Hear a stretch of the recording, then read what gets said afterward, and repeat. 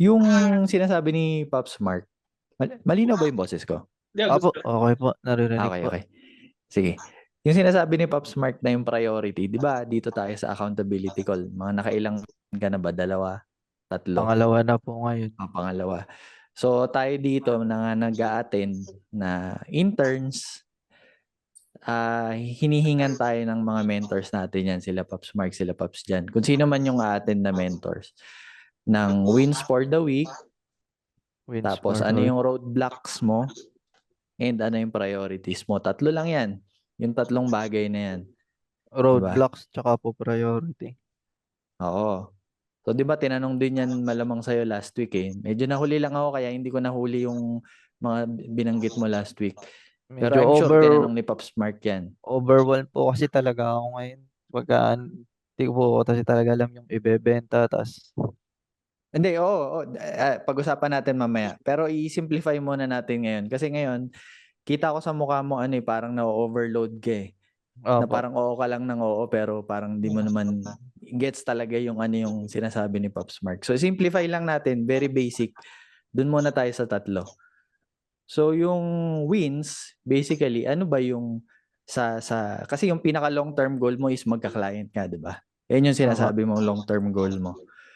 Hindi natin alam kung gaano katagal yan or kung gaano kabilis bago mo makuha. Depende yan sa effort mo, 'di ba? Opo. Pero yung wins mo is yung small steps mo towards that long goal. 'Di ba? Naintindihan mo naman 'yon. So Opo. kung sakalin sabihin natin last week nag-start ka ng course Monday, tapos by Friday natapos ka na sa data entry. 'Di ba? 'Yun yung win mo. Okay, tapos roadblock mo, sabihin mo medyo nagkamali po ako dun sa exercise tapos ganito pero ano so pag-uusapan natin yung roadblock mo, 'di ba? Kasi ko-consult mo sa amin. Ganito, kausapin mo si Pops diyan, i-DM mo. Kasi part ng skills 'yan, yung mag-follow up ka sa online freelancing, dapat marunong ka mag-follow up eh. 'Di ba? Opo. So yun yung sagot doon sa roadblock mo.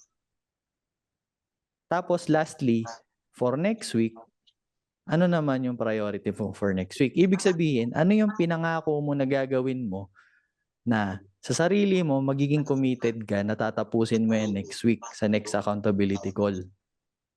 Kaya nga accountability call eh, di ba? Nag-commit ka, accountable ka dun. Opo.